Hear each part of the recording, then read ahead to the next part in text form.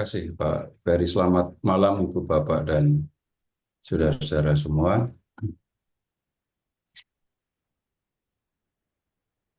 Malam ini kita akan lihat lebih eh, sungguh-sungguh, semoga menjadi lebih jelas gitu ya, kedatangan Yesus yang pertama dan kedua. Nanti di pertemuan berikut kita akan lihat apa yang disampaikan dalam kitab Wahyu. Dan di pertemuan yang berikutnya lagi kita akan lihat bagaimana apa yang diajarkan oleh gereja Katolik berkaitan dengan pengadilan umum dan khusus. Tapi ya, kita lihat dulu apa yang disampaikan di dalam Alkitab dulu ya. Em, Begini, orang seringkali menjadi takut menghadapi pengadilan, menghadapi kedatangan yang kedua itu, karena yang dipikirkan seolah-olah manusia dibiarkan hidup begitu saja, kemudian pada akhir zaman dikumpulkan, terus diadili satu demi satu, dan kemudian akan ditimbang kebaikan dan keburukan atau kebaikan dan dosa. Seolah-olah kalau begitu kita melihat diri kita itu lepas dari Kristus. Nah, kalau ini yang dipikirkan, kalau ini yang terjadi, maka ya kemudian wajar kalau kemudian orang menjadi takut gitu ya. Nah, kemudian sekarang kita akan melihat begini, em, apa yang sebenarnya dilakukan oleh Yesus di kedatangan pertama dan kedua, kemudian apa kaitan antara kedatangan yang pertama dan kedua. Habis itu ya kita akan lihat nanti di teks yang sangat kita kenal bagaimana pengadilan itu dijalankan. Nah, sekarang begini dulu.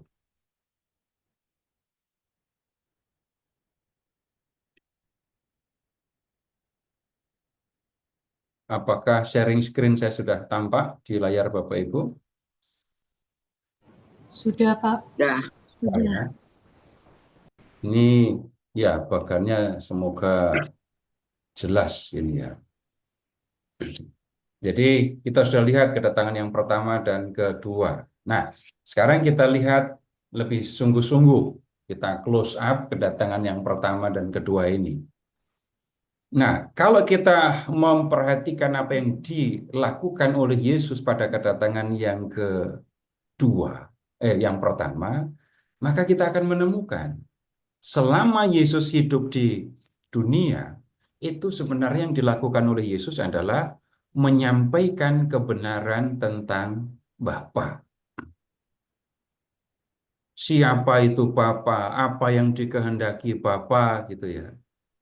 Kemudian hal yang kedua yang dilakukan oleh Yesus adalah menyampaikan pengajaran tentang bagaimana hidup menurut kehendak Bapa. Kemudian yang ketiga, menyatakan kasih Bapa itu dengan mempersembahkan diri di kayu salib. Nah, kemudian sikap yang diharapkan ketika orang mendengar ada yang diajarkan Yesus, ketika orang melihat apa yang dilakukan oleh Yesus adalah percaya. Dan kepercayaan itu diungkapkan dengan hidup mengikuti apa yang diajarkan oleh Yesus. Nah, kita lihat bagian ini dulu. Bapak Ibu sekarang tolong membuka Injil Yohanes bab 13, bab 3 ya. Silahkan ke Injil Yohanes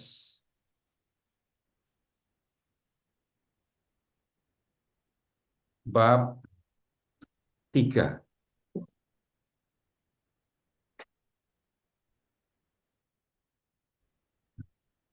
Kemudian lihat ke ayat 13. Yohanes bab 3, lihat dulu ke ayat 13. Tidak ada seorang pun yang telah naik ke surga selain daripada Dia yang telah turun dari surga, yaitu Anak Manusia. Tidak ada seorang pun yang telah naik ke surga selain Dia yang telah turun dari surga, yaitu Anak Manusia. Bapak Ibu tolong perhatikan, selain Dia yang telah turun dari surga, yaitu Anak Manusia.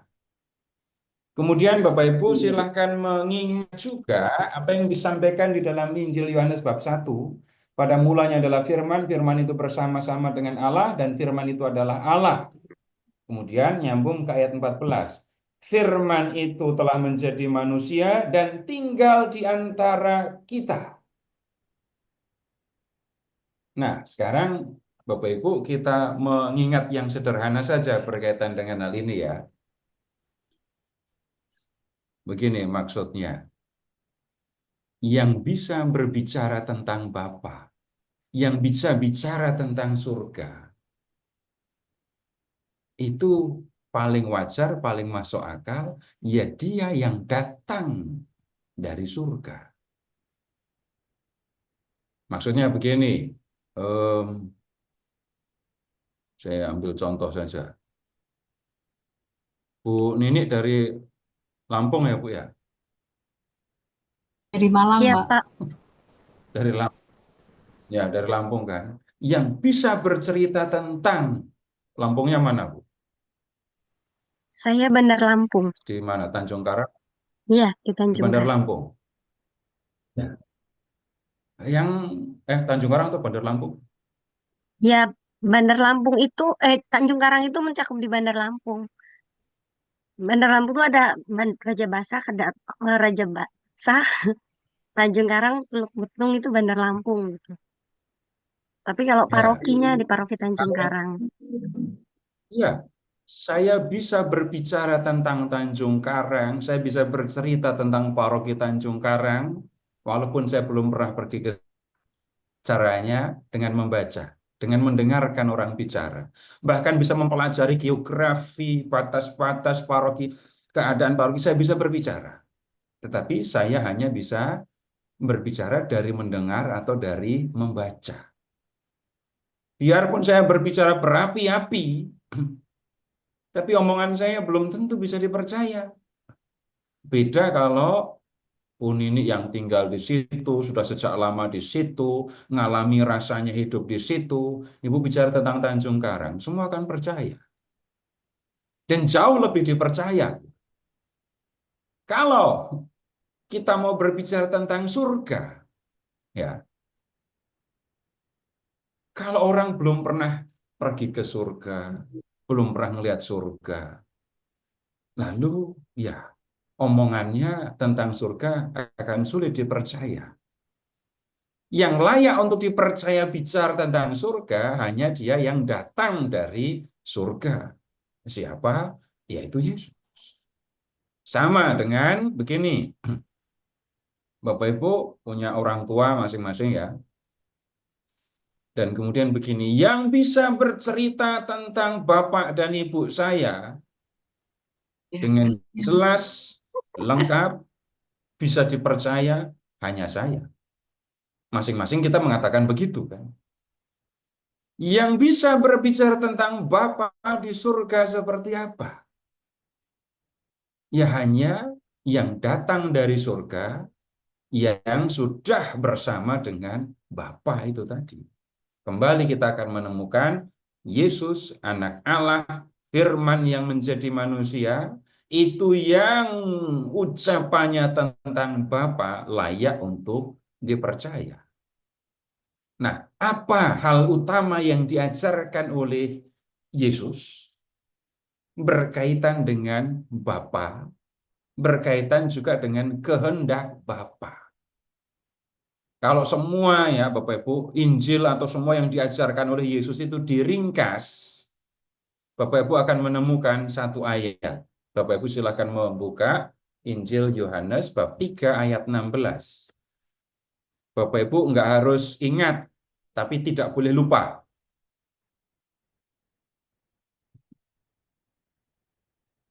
Bukan mikir dulu baru mengingat, enggak.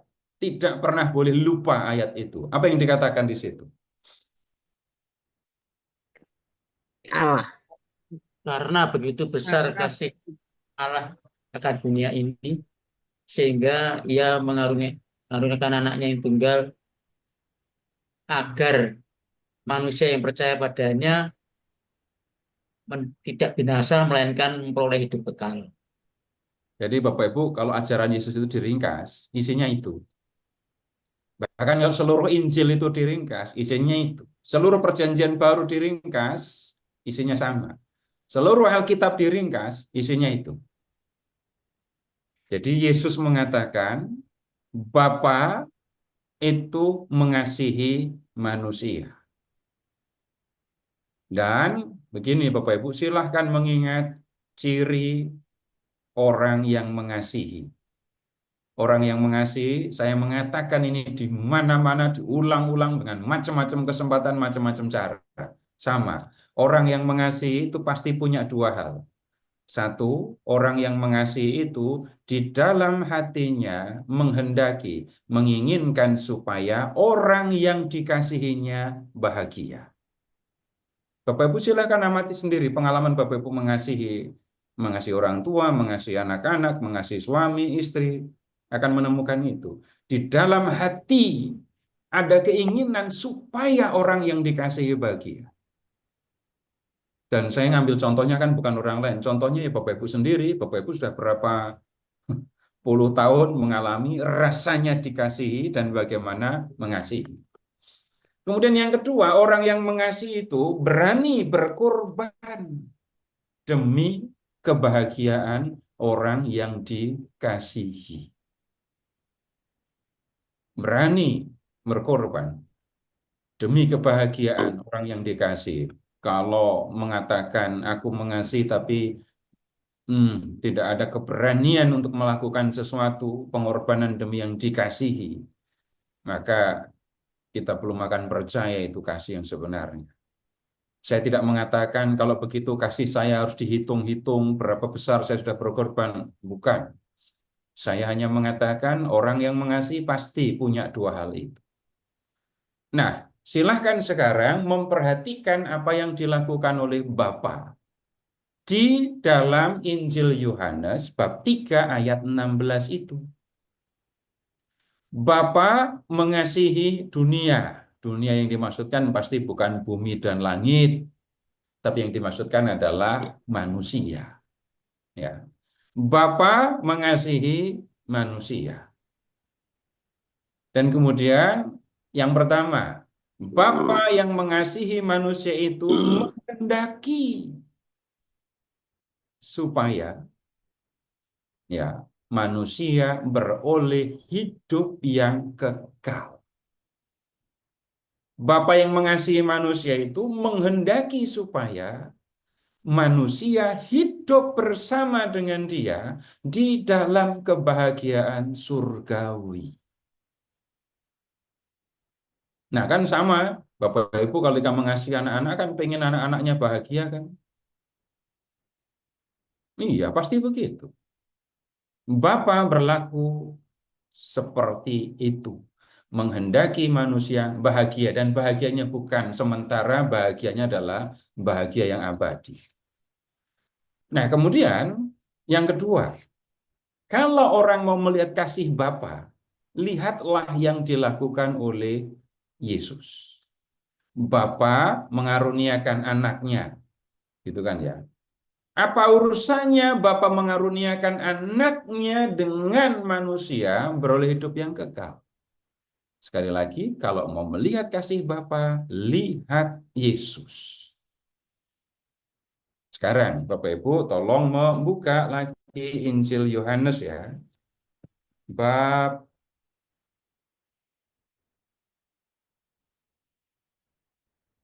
15.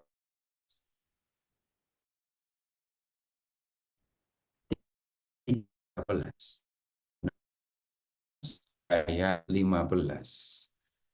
Apa yang dikatakan di situ?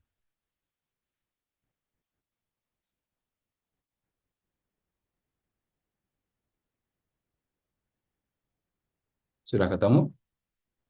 pokok anggur yang benar.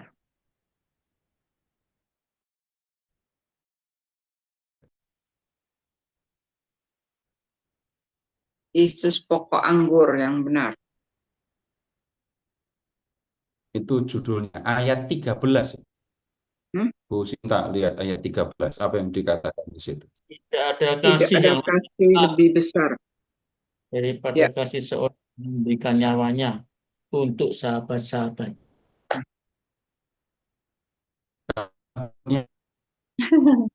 Cuman Yesus.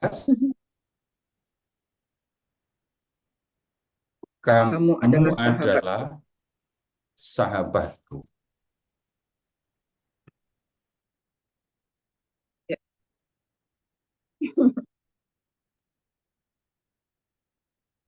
Oh, izin sebentar, sepertinya koneksi Pak Seto terganggu. Kita tunggu sebentar, Bapak Ibu.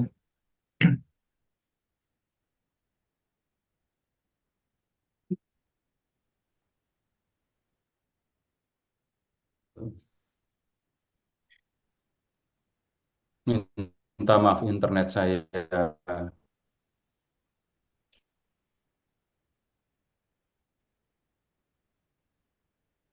Tidak ada kasih yang lebih besar daripada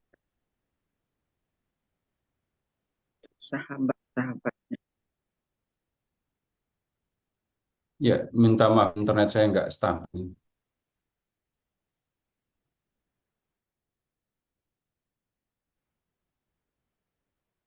Tidak besar daripada kasih yang menyewakan untuk sahabat. Hilang suaranya. Ada sahabat.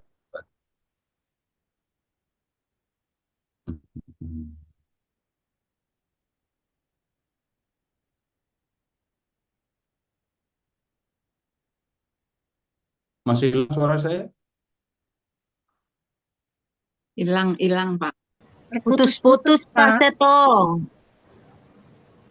Iya, ini minta maaf ini. Tadi baik-baik saja menjelang belajar ada gangguan.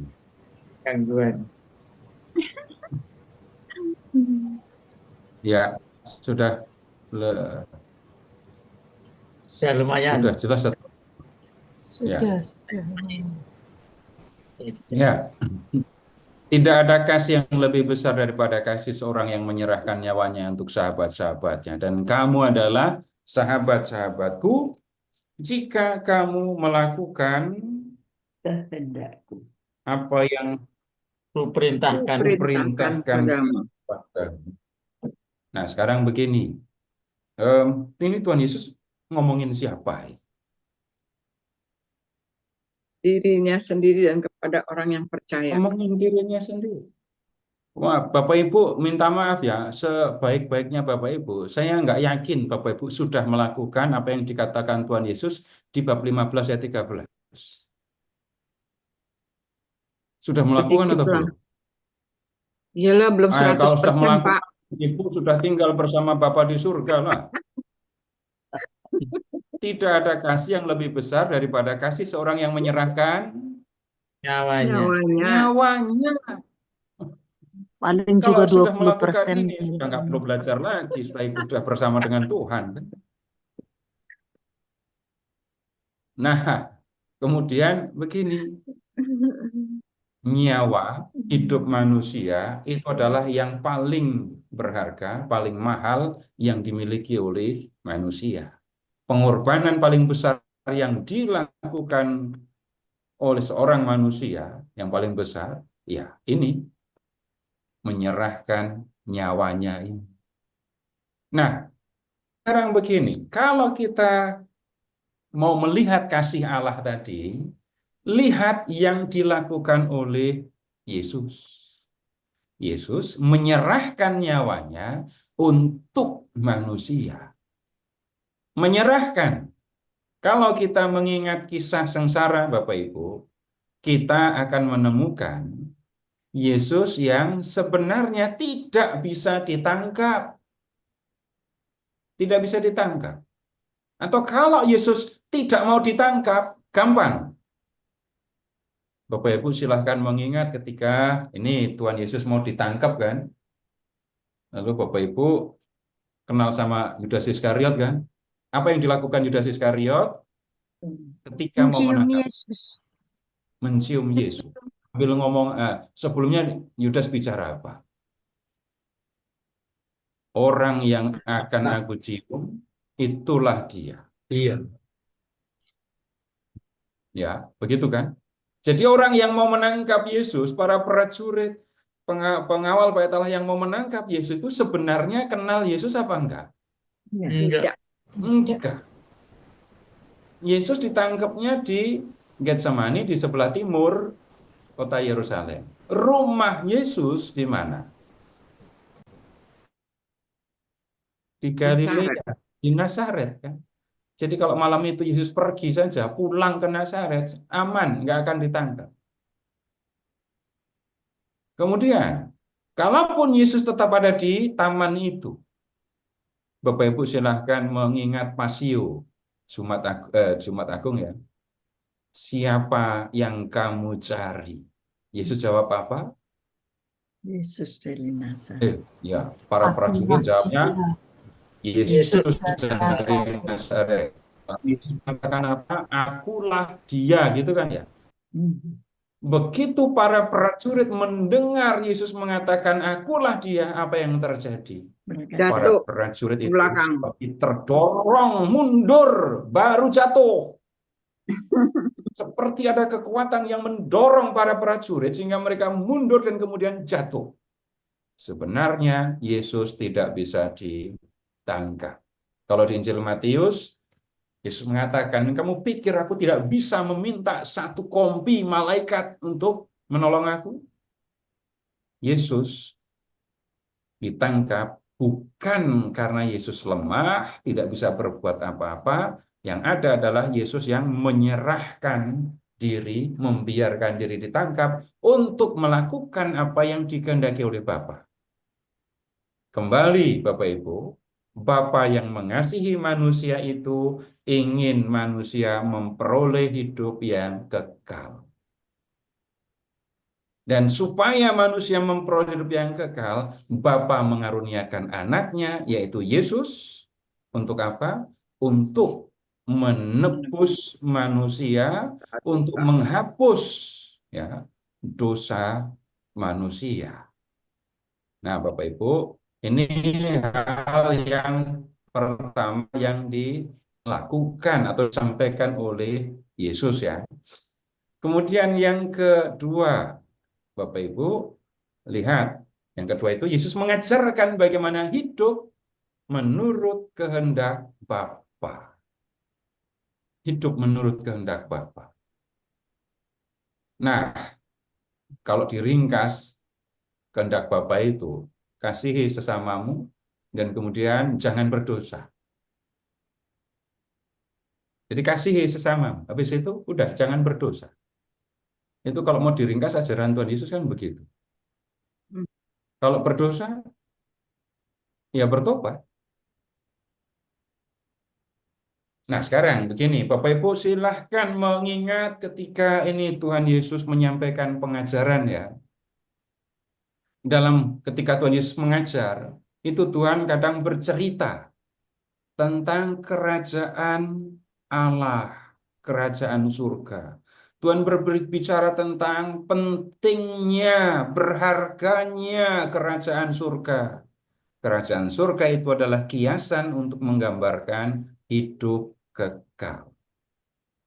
Nah, ambil contoh, Bapak Ibu silahkan mengingat ketika Tuhan Yesus menyampaikan pengajaran mengenai hal ini, tolong membuka Injil Matius ya, bab 13. Ini untuk contoh. Kalau Tuhan Yesus mengajar, Tuhan Yesus mengajarkan kehidupan kekal. Dan kehidupan kekal itu digambarkan sebagai kerajaan Allah. Tapi kerajaan Allah itu masih digambarkan lagi dengan macam-macam cara. Sekarang lihat ke Matius 13 ayat 44. Matius 13 ayat 44. Sudah Hal ketemu? kerajaan sorga seumpama harta yang terpendam di ladang, yang ditemukan orang lalu dipendamkannya lagi. Oleh sebab sukacitanya, pergilah ia menjual seluruh miliknya, lalu membeli ladang itu. Nah, sekarang ini perumpamannya sederhana sekali dan singkat sekali. Kerajaan surga. Kerajaan surga itu digambarkan sebagai harta yang terpendam di ladang. Nah, Bapak Ibu, ini siapa yang mendem harta di ladang ini? Nah, kalau di zaman kuno, kalau zaman sekarang, Bapak Ibu, di mana ibu-ibu nyimpen perhiasan? Safety bank. Safe Ada deposit. di bank, FBB, Pak. deposit. Ya, itu sekarang. Tapi dulu, di zaman kuno, yang berfungsi sebagai bank untuk menyimpan harta benda kayak gitu itu, bait Allah. Bait Allah itu punya bagian, ada tempat yang khusus untuk menyimpan harta benda. Itu harta benda kerajaan, harta benda bait Allah, tapi harta benda pribadi, orang bisa menyimpannya di tanah. Orang akan mengubur emas, perak, gitu ya, masukkan ke dalam tempayan, dalam guci, lalu dipendam di tanah. Kemudian dikasih tanda. Nah, kenapa menyimpannya begitu? Ya deposit, kotak depositnya belum ada di zaman itu. Cara paling itu menyembunyikannya. Nah, nanti harta ini akan dibuka ketika diwariskan kepada anaknya, gitu ya. Tapi bisa terjadi harta ini dipendam ketika ada musuh yang akan datang menyerang. Maka yang kemudian terjadi, harta disimpan, tapi kalau orangnya kemudian mati atau ditawan atau dibawa oleh musuh, maka harta ini tetap ada di situ. Jadi kemudian kita tidak perlu berbicara tentang siapa yang punya hak di situ dan seterusnya. Jangan terapkan hukum modern di dalam Alkitab, kita akan mengalami kesulitan. Ada harta terpendam di ladang. Jadi yang punya ladang nggak ngerti ini. Kalau yang punya ladang itu yang menyimpan harta di situ, ya pasti nggak akan dijual lah. Nah sekarang begini, ada orang yang kebetulan lewat, lalu lewat di ladang itu, lalu melihat ada yang berkilau di ladang itu. Ada yang berkilau di ladang itu. Dan kemudian dia tahu itu harta yang sangat mahal. Maka apa yang kemudian dia lakukan? Harta itu kemudian dibuka. Benar-benar ini mahal sekali. Dia timbun lagi harta itu. Dan kemudian dia senang sekali, tolong amati sukacitanya. Dia pulang dan kemudian menjual seluruh miliknya untuk membeli ladang itu demi mendapatkan harta yang ada di dalam ladang itu. Bapak Ibu, amati kerajaan surga itu semahal itu. Apapun yang dimiliki oleh manusia tidak akan memadai untuk dinilai sama dengan kerajaan surga. Hidup kekal itu ya, tidak bisa dibandingkan dengan apapun yang dimiliki oleh manusia di dunia.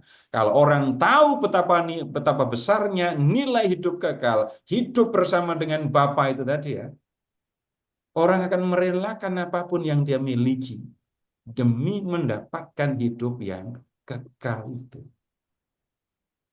Itu hal sekali lagi yang sering kali dibicarakan oleh Yesus, banyak sekali dibicarakan oleh Yesus. Nah, kemudian begini, untuk orang yang percaya kepada Yesus, dia akan tahu Yesus pernah mengajarkan hidup kekal, ya. Kemudian kerajaan sama dengan kerajaan surga itu ya, itu bukan hasil usaha manusia. Hidup kekal itu itu adalah karunia yang diberikan oleh Allah kepada manusia. Bapak Ibu, dalam hal ini kita mengingat ya, kita ingat perumpamaan tentang orang-orang upahan di kebun anggur. Tolong membuka Injil Matius bab 20. Matius bab 20 ya. Ini perumpamannya Bapak Ibu sudah hafal.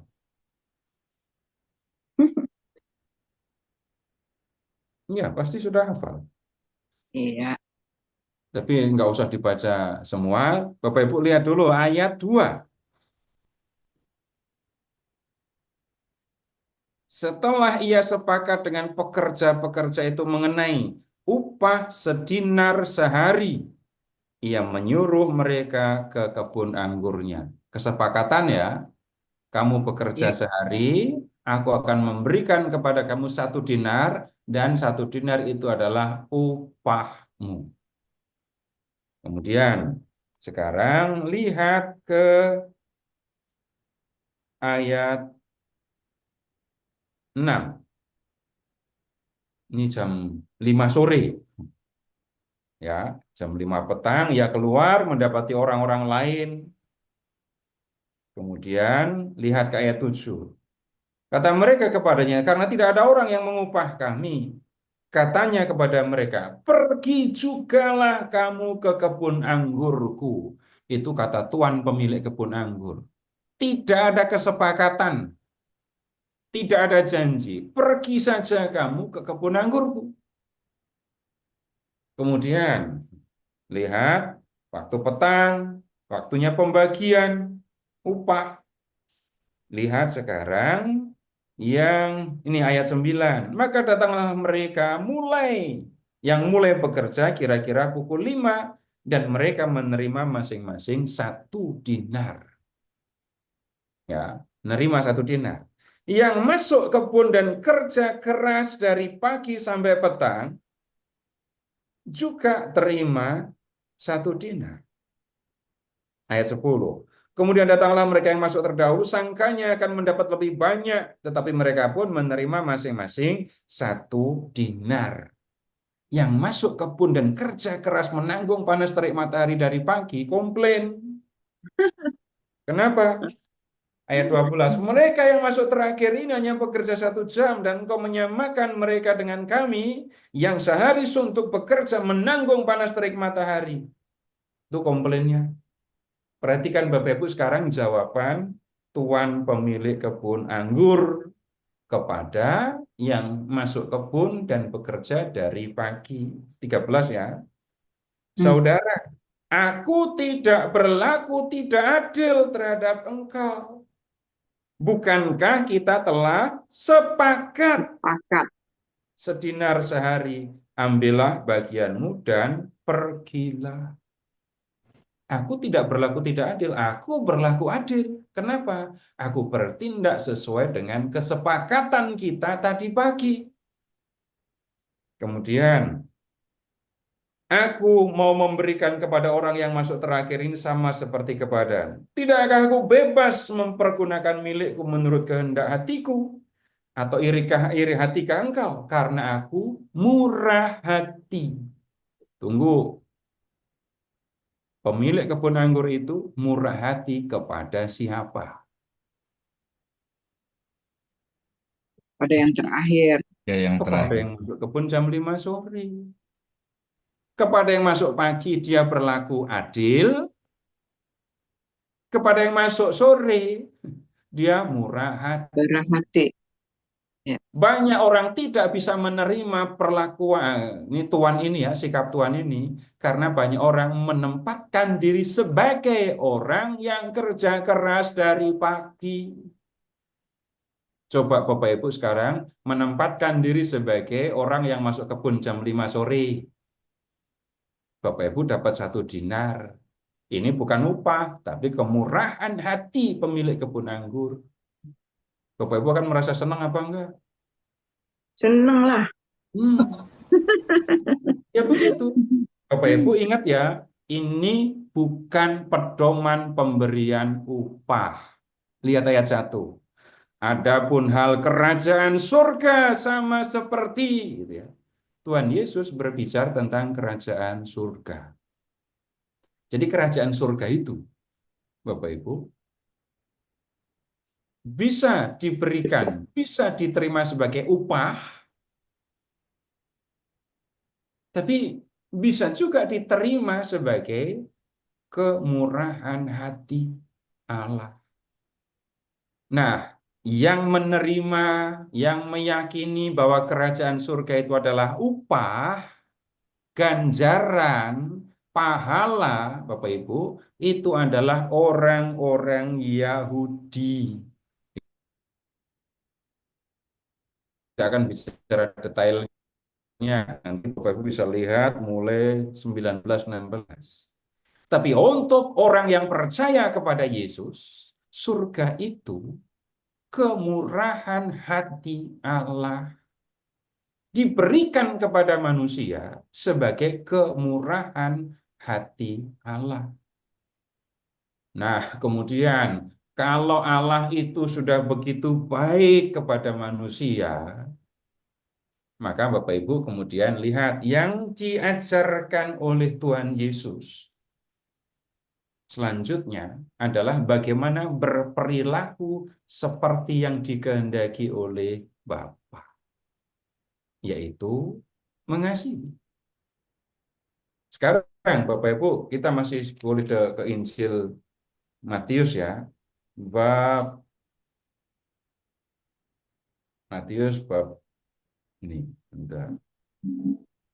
22.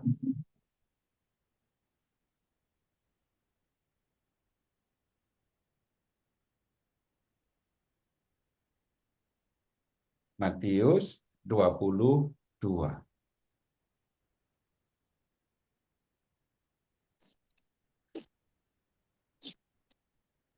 Ayat Lihat mulai dari ayat 36.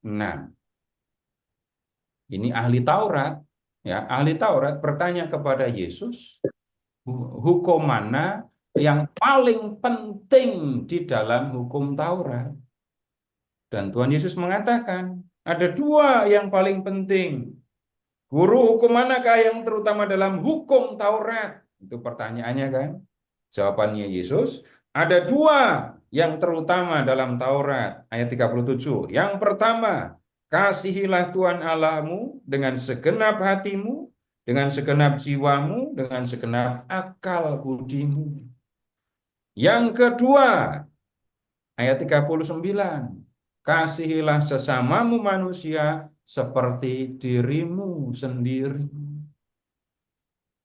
Yang pertama itu dikutip dari Ulangan bab 5, yang kedua itu dikutip dari Imamat 19:18. Lalu lihat Bapak Ibu ayat 40. Yesus berkata, pada kedua hukum inilah tergantung seluruh hukum Taurat dan kitab para nabi.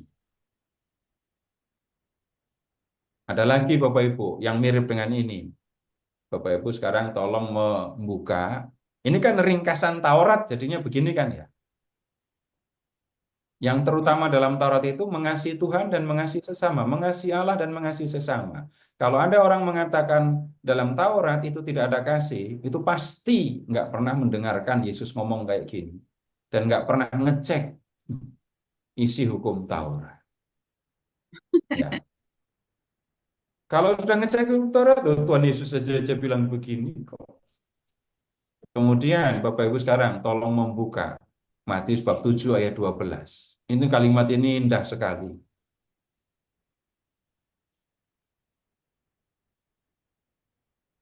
Ini kata-kata yang diucapkan Yesus yang bisa dikatakan indah sekali, kita bisa mendengarkannya dan tidak akan sulit untuk mengingatnya.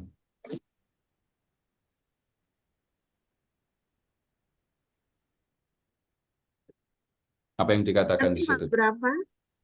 Bab 7 ayat 12. Matius 7:12. Segala sesuatu yang kamu kehendaki supaya orang perbuat kepadamu, perbuatlah demikian juga kepada mereka. Itulah isi seluruh hukum Taurat dan kitab para nabi. Seneng nggak dengarnya? Segala sesuatu yang kamu kehendaki supaya orang perbuat kepadamu, perbuatlah demikian juga kepada mereka. Itulah isi seluruh hukum Taurat dan kitab para nabi. Dan tadi di Matius bab 20 ayat 40, pada kedua hukum inilah tergantung seluruh hukum Taurat dan kitab para nabi. Jadi yang diajarkan oleh Tuhan Yesus, ya ini, mengasihi Tuhan, mengasihi sesama.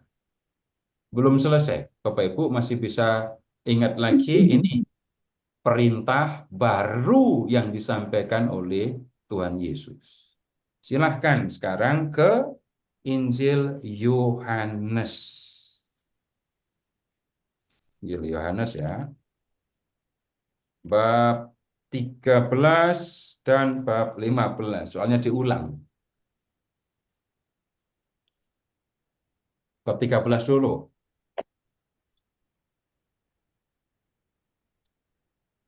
Bab 13. Sudah ketemu bab 13? Lihat di ayat 34.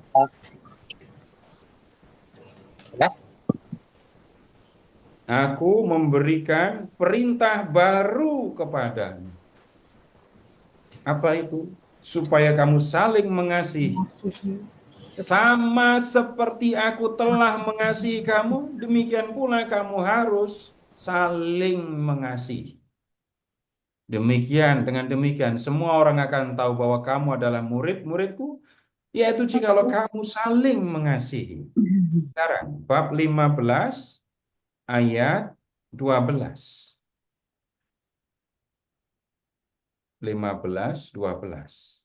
Inilah perintahku, yaitu supaya kamu saling mengasihi seperti aku telah mengasihi kamu.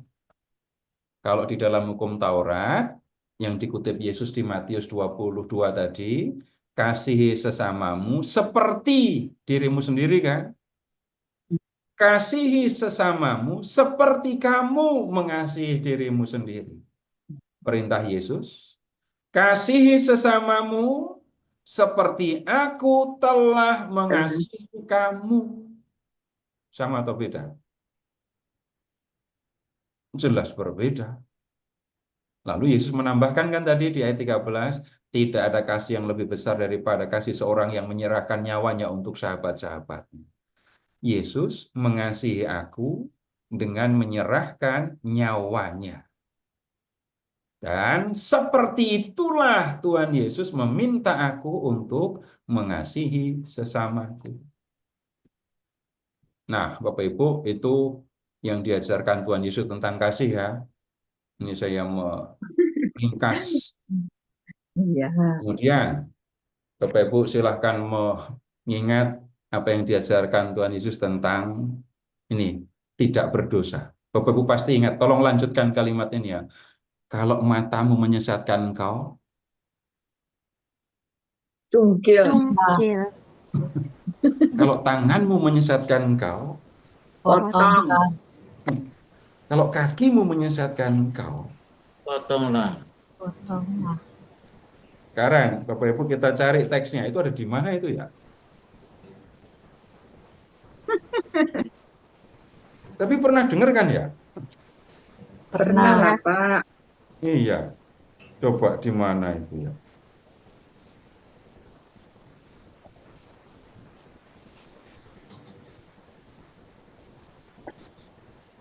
Ada yang sudah menemukan?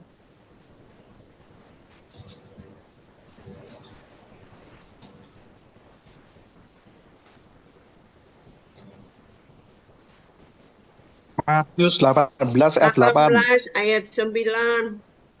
Wow, Matius 18 ayat 9. 18 ayat 9. 9. Ya, mulainya berarti dari ayat 8 itu ya. Jika tanganmu atau kakimu menyesatkan engkau, penggallah dan buanglah itu, karena lebih baik bagimu masuk ke dalam hidup dengan tangan kudung atau timpang daripada dengan utuh kedua tangan dan kedua kakimu dicampakkan ke dalam api kekal.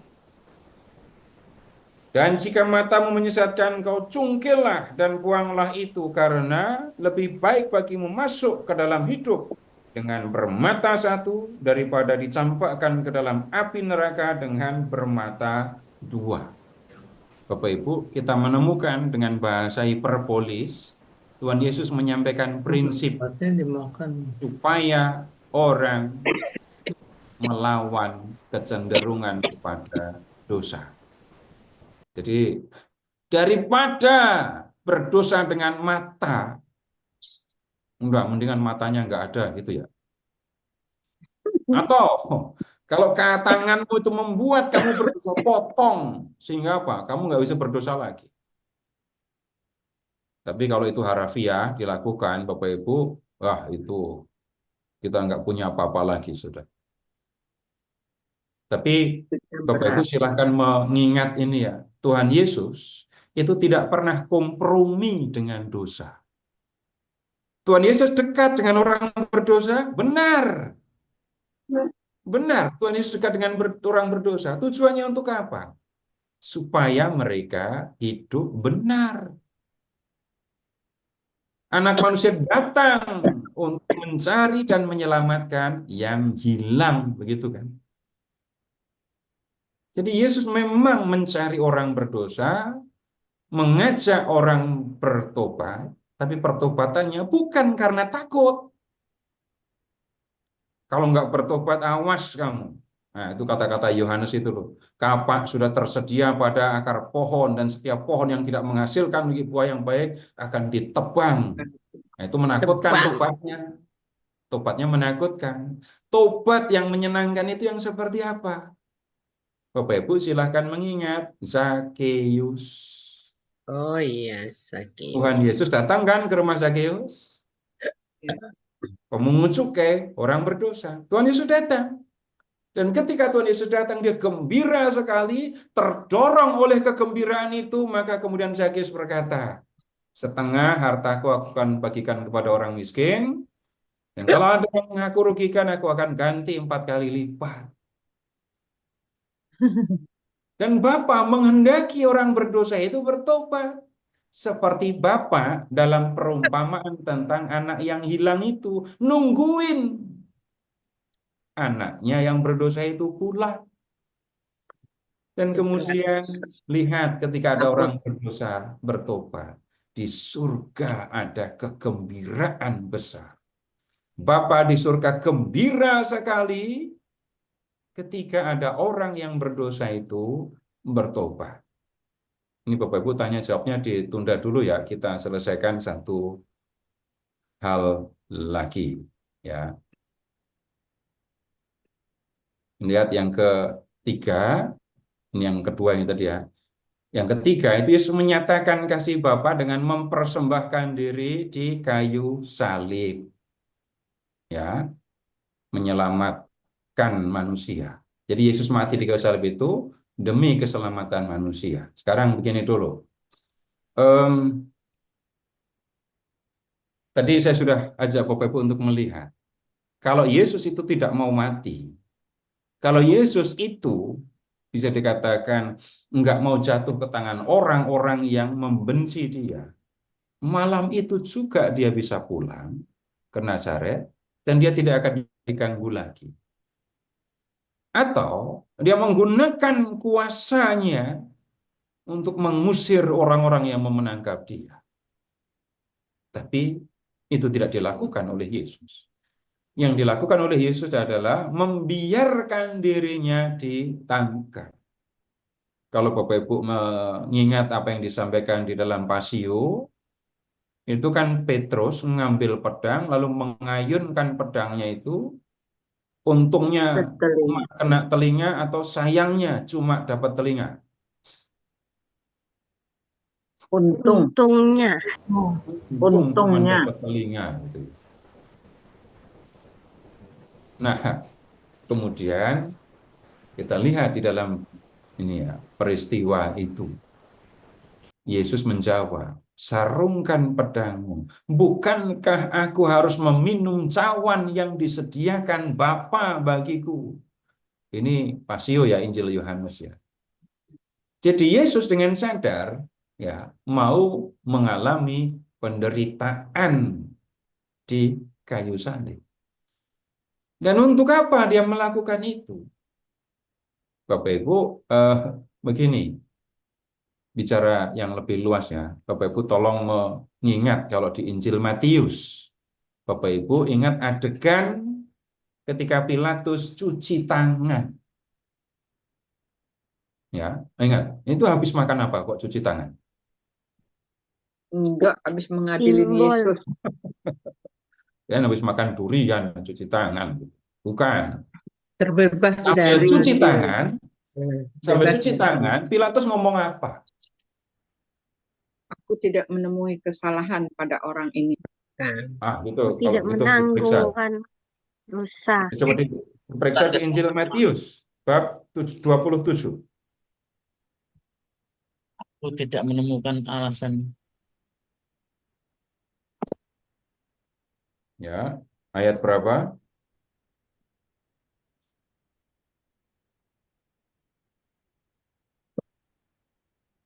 Nah, lihat ayat 24. Matius 27 ayat 24.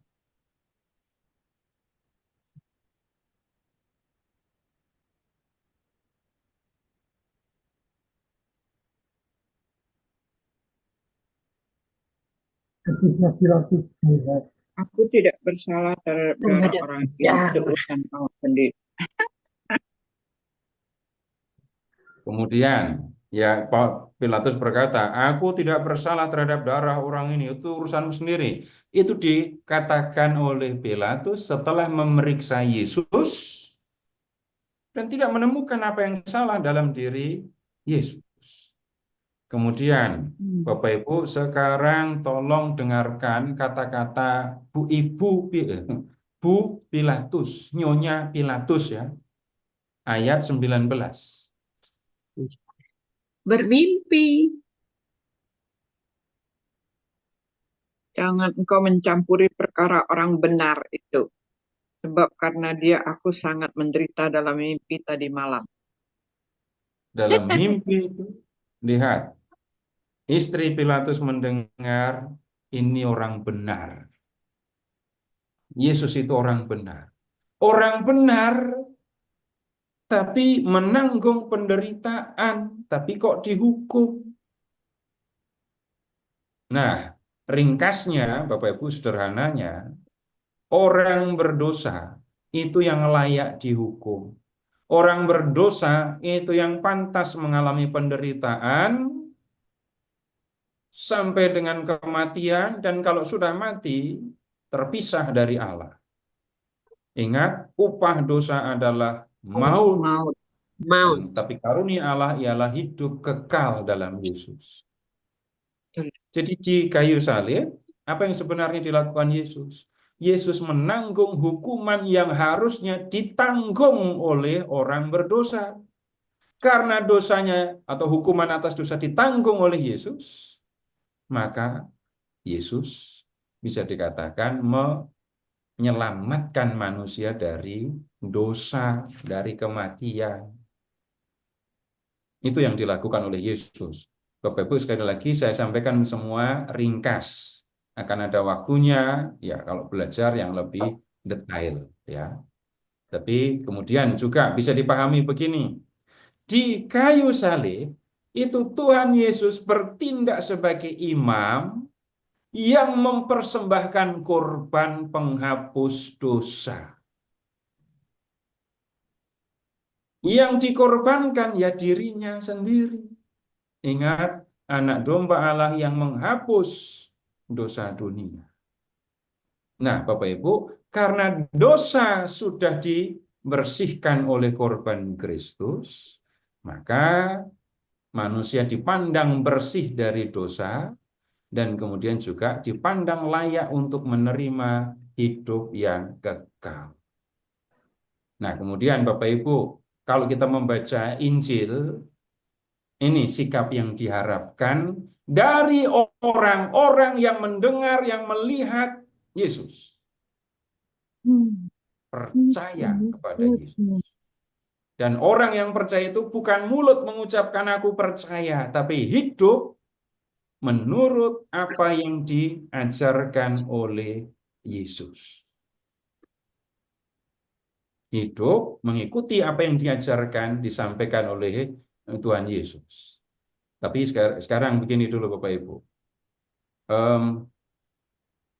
Tolong Bapak Ibu mengingat, Bapak Ibu semua, ya saya tidak berani mengatakan semua pasti ya, tapi Bapak Ibu yang punya orang tua ya, yang pernah punya orang tua dan punya orang tua, maksud saya bukan yang dari kecil diasuh di mana ya, enggak, bukan.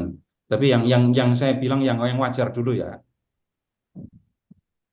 Sekarang Bapak Ibu ingat-ingat, ada nggak pesan yang Bapak Ibu ingat dari orang tua Bapak Ibu, yang Bapak Ibu lakukan sampai sekarang? Pesan dari orang tua Bapak Ibu dulu yang Bapak Ibu masih lakukan sampai sekarang. Banyak. Banyak. Sebut contoh. Rukun dengan Hmm, saudara, rukun, ingat saudara. disiplin.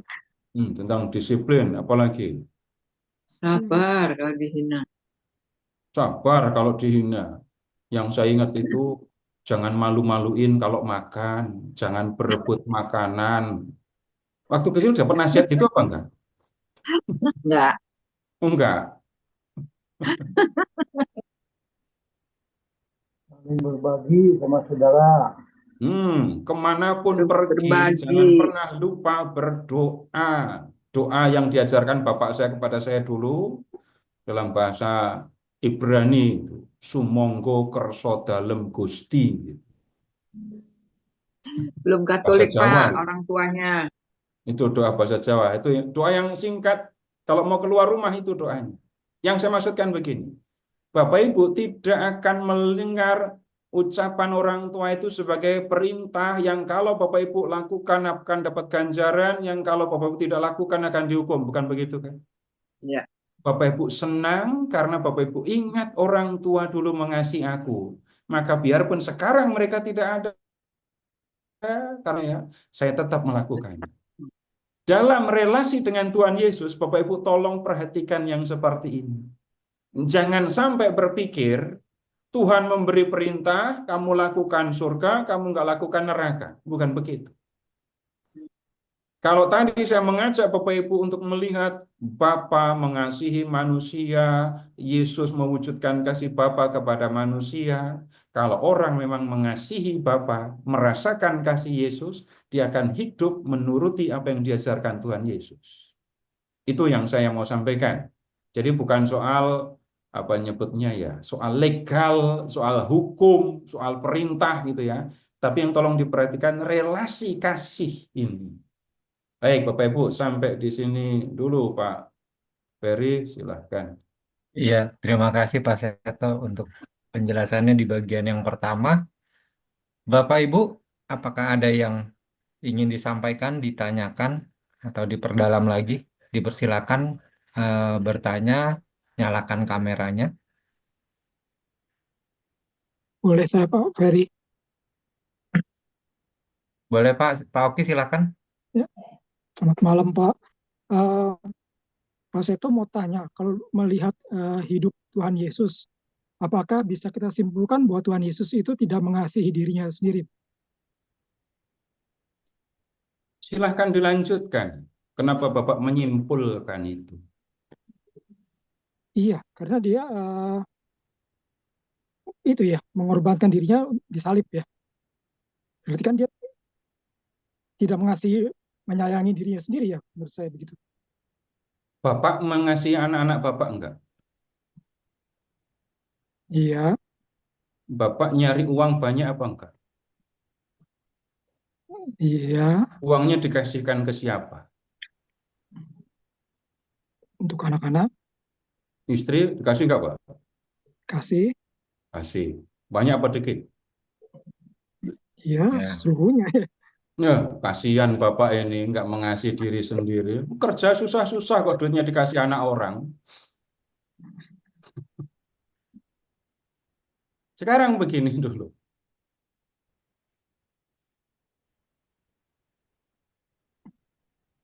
Tunggu ini malah. Dilanjut saja Pak Seto karena Pak Oki freeze kayaknya. Freeze itu. Ya, nah. Apakah kemudian kalau orang tua melakukan, suami istri melakukan yang seperti itu, orang tua tidak mengasihi dirinya sendiri? Tapi tolong amati Bapak Ibu ya. Amati diri sendiri, jangan amati orang lain. Ketika saya mengasihi orang lain, saya itu gembira apa enggak? Mira. Bahagia. Ya, perhatikan kebahagiaan yang saya dapatkan itu apa? Alasannya apa? Karena kasih juga. Lebih konkret lagi, karena saya melihat orang yang saya kasihi bahagia. Gitu apa enggak? Puas. Korban puas. Jadi biarpun saya berkorban, kerja sepanjang bulan, sepanjang hari tiap bulan, duitnya dikasih. Masih dikomplain lagi gitu ya. Ini masih belum bayar ini dan itu. Bulan depan masih dilakukan. Kenapa? Saya gembira ketika melihat orang-orang yang saya kasih gembira juga. Jadi mengasihi diri sendiri bukan dengan ngumpulin uang untuk diri sendiri supaya saya bisa senang-senang gitu ya. Bahkan Bapak Ibu tolong ingat-ingat, Bapak Ibu pernah nggak mengasihi diri sendiri dengan berpuasa? Apa Pak? Mengasihi diri dengan puasa. Enggak. Ayo Bapak Ibu yang diabetes, ayo mengasihi diri dengan makan es krim. Oh, itu menyelamatkan diri itu Pak. Menyelamatkan diri. Itu berpantang tuh. Membunuh diri kalau makan. Iya, saya lihat, saya Harus bahkan bisa berpuasa. mengasihi diri sendiri untuk tidak menikmati makanan kesenangan saya karena saya memikirkan sesuatu yang lain. Iya. Ya, ketika orang mengatakan, ketika kita melihat orang berkorban, itu tidak sama dengan orang tidak mengasihi diri sendiri.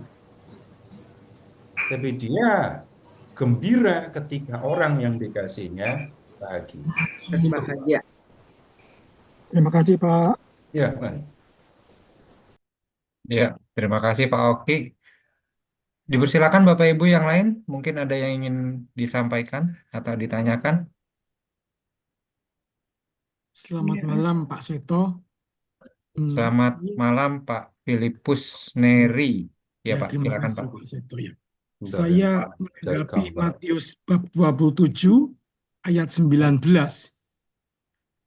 Hati saya merasa adem ya melihat istri Pilatus yang mengatakan, jangan engkau mencampuri perkara orang benar itu.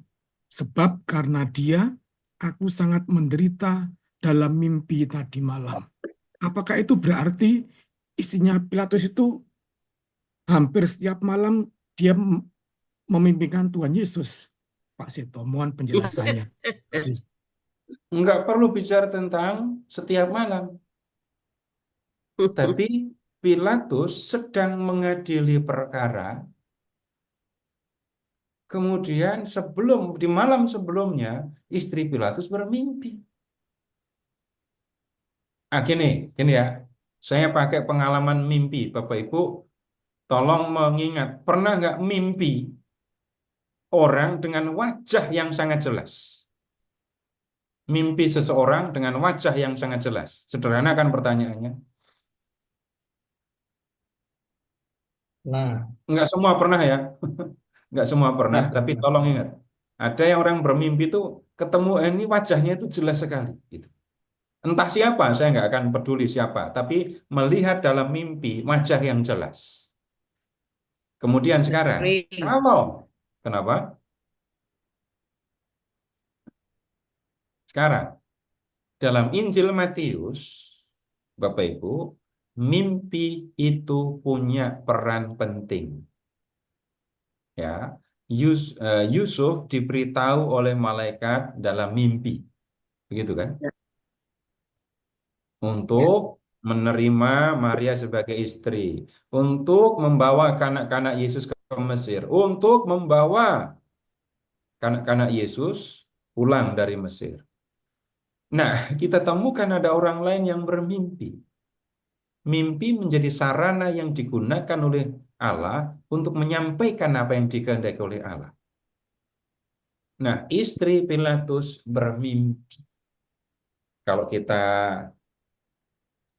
lihat Bapak Ibu di bab 27 ya, bab 27 ayat 2. Pilatus ini ayat 2. Orang-orang Yahudi, para pemuka Yahudi membelenggu Yesus, membawanya, menyerahkannya kepada Pilatus. Begitu kan? Kemudian di ayat berapa tadi? 19. 19. Istri Pilatus menyampaikan pesan kepada Pilatus. Jangan campuri urusan orang ini orang benar. Tadi malam aku mimpi orang ini. Berarti di malam sebelumnya istri Pilatus bermimpi melihat Yesus. Dan kemudian yang menjadi penting Bapak Ibu perhatikan perkara orang benar ini. Lewat mimpi Allah menyatakan kepada istri Pilatus menyatakan kepada Pilatus bahwa Yesus itu adalah orang benar. Benar. Dia belum pernah bertemu dengan Yesus, gitu ya. Tapi tadi malam dia mimpi melihat Tuhan Yesus. Maka saya tadi bertanya kepada Bapak Ibu, pernah nggak mimpi melihat wajah orang detil? Jadi jelas Ya. melihat. Nah, kemudian begini. Kalau saya tidak bicara kepada Bapak Ibu nanti tentang tafsir mimpi ya, nanti jadi aneh urusannya. Tapi sekali lagi kalau di dalam Injil, di dalam Alkitab Bapak Ibu, mimpi seringkali digunakan oleh Allah untuk menyatakan apa yang dikehendaki. Yusuf di Injil, Yusuf di Perjanjian Lama, Daniel itu orang-orang yang menerima pernyataan Tuhan lewat mimpi. Jadi mimpinya berarti di malam sebelum Yesus diserahkan kepada Pilatus. Begitu, Pak. Terima kasih Pak Seno Ya. atas pencerahannya. Ya. Satu pertanyaan lagi Bapak Ibu, dipersilakan sebelum kita lanjut ke bagian yang kedua. Oke, nggak usah dipaksa, Pak. Oh iya, tidak ada. Pak Seto cukup sudah jelas semuanya. Silakan Pak Seto dilanjut. Mengingat yang sederhana begini, Bapak Ibu, Tuhan Yesus sudah mengasihi saya, gitu ya. Saya percaya kepada Tuhan Yesus. Karena saya percaya kepada Tuhan Yesus, saya pun mengasihi Tuhan Yesus. Kalau saya ini hidup sebagai orang yang mengasihi Tuhan Yesus, lalu saya diminta ketemu Tuhan Yesus, apa yang akan saya rasakan?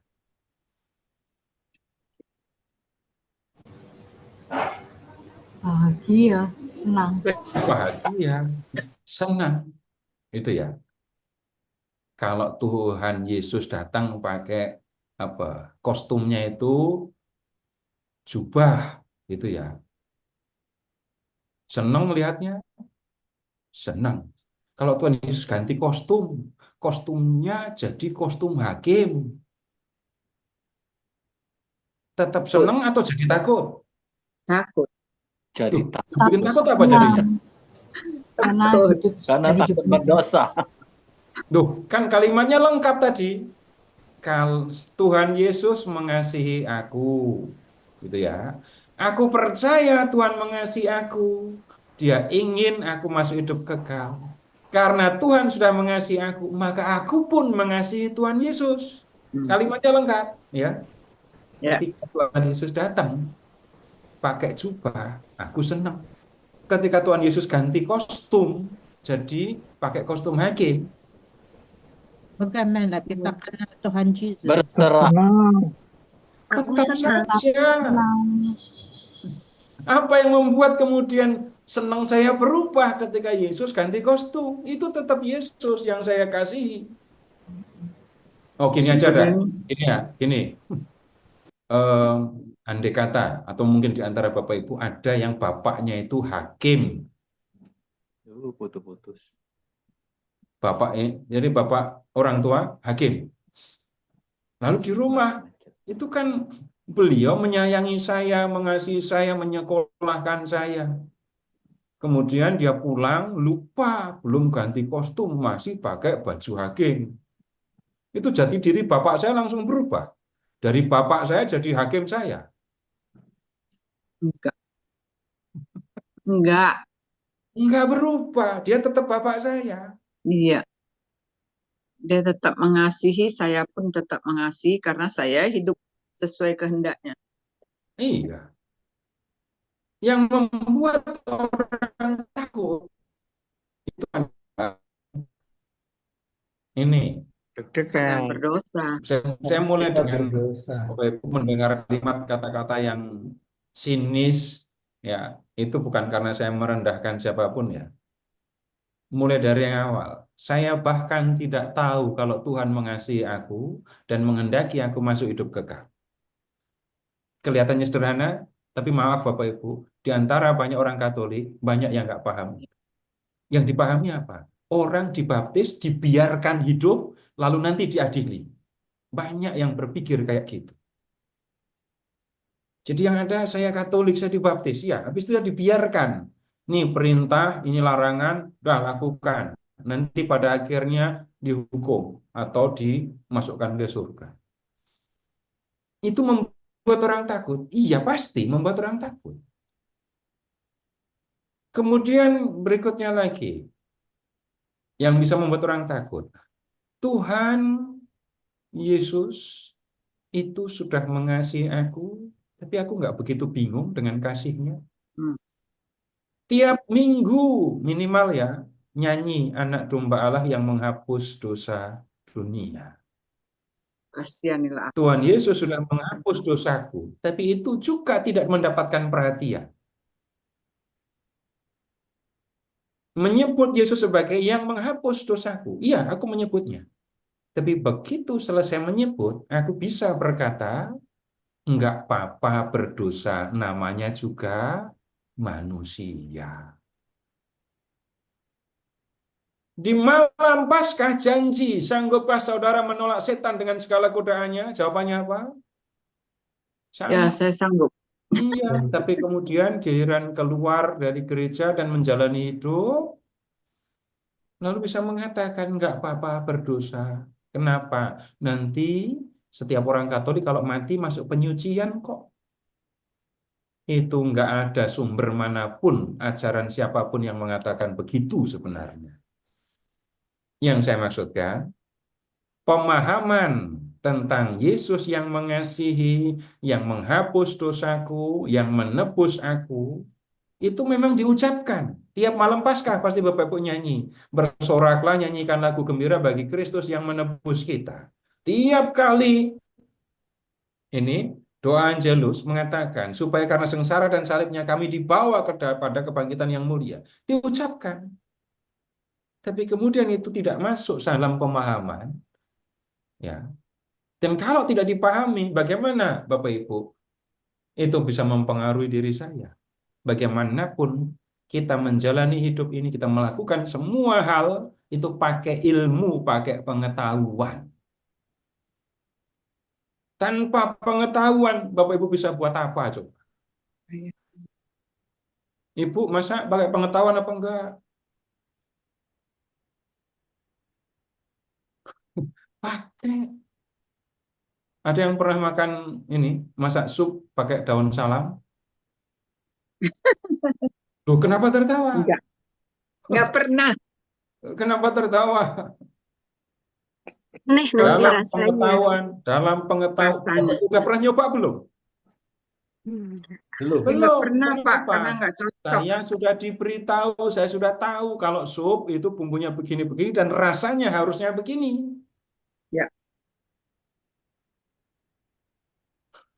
Bapak ibu-ibu itu sengantuk-ngantuknya ibu kalau masak itu ya. Belum pernah kan ya masak sup bawang merah lalu ditaburi ini gorengan ayam suwir gitu. Belum pernah kan? Kalau dalam sup bawang merah itu fungsinya untuk apa? Taburan. Hanya untuk tabur. Nggak bisa dibalik. Masak aja pengetahuannya detail sekali loh ya.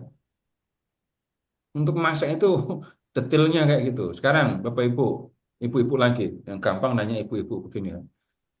Kalau ada orang males disuruh bikin donat, jadi apa enggak? Nggak jadi. Ibunya. Kenapa Iya. kok enggak jadi? Nggak punya niat. Nggak tahu.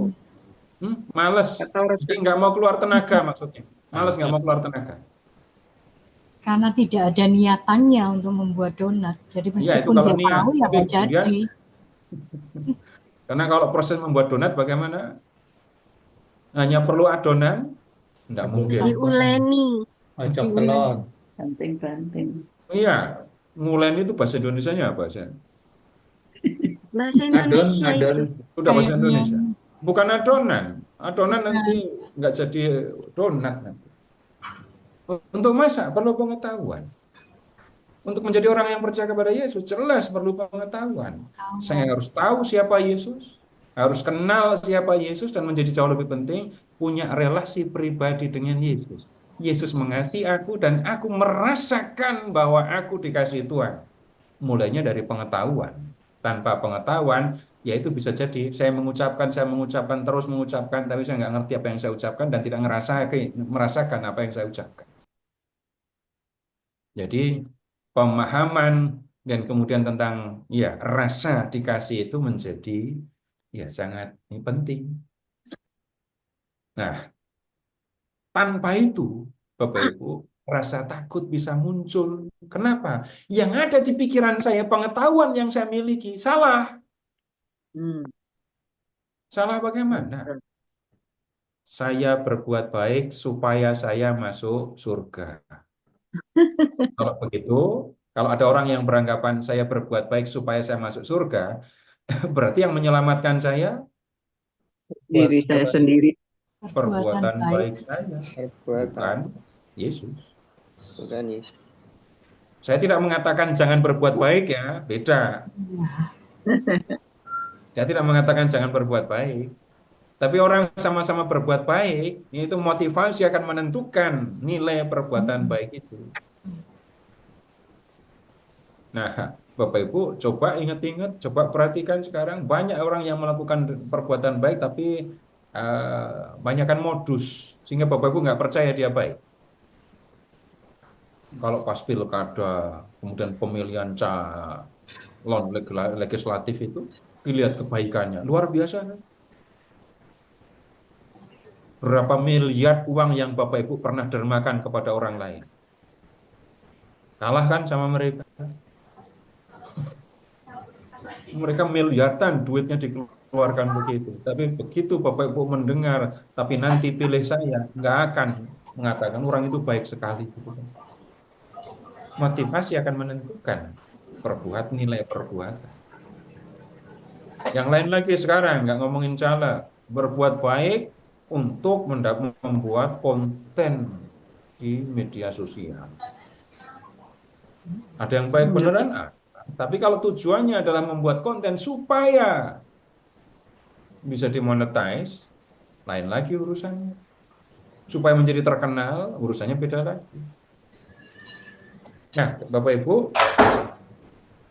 Tuhan Yesus kalau dikatakan datang nanti menghakimi, menghitung kebaikan dan keburukan, Bapak Ibu kita akan bisa lihat pemahaman keliru membuat kita juga takut.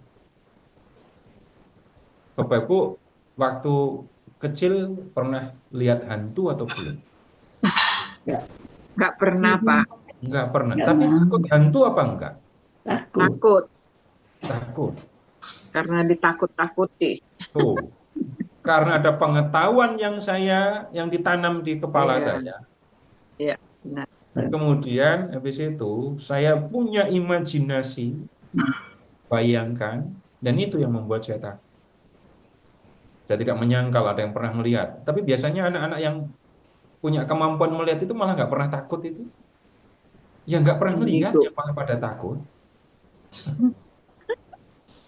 Nah, sekarang pengetahuan yang nggak benar itu juga bisa membuat orang menjadi takut. Ya, sekarang kita akan lihat ya, mulainya setelah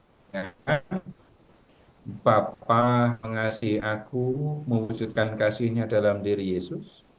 Yesus menghapus dosaku, Yesus menanggung hukuman atas dosaku, sehingga aku dikaruniai hidup kekal. Karena Tuhan sudah mengasihi aku, maka aku pun mengasihi sesamaku. Karena Tuhan sudah mengasihi aku, maka aku pun mengasihi Tuhan. ya, Nah, yang seringkali sulit ada ayat dipahami, Bapak Ibu, ada ayat Tuhan wujud sudah mengaruniakan hidup kekal. Tapi kan aku masih di dunia. Iya, mau buru-buru, mau cepet-cepet ngambil, enggak apa-apa. Tapi gimana caranya untuk cepat-cepat masuk hidup kekal? Enggak bisa. Bunuh diri tidak akan membuat kita masuk ke surga cepat-cepat.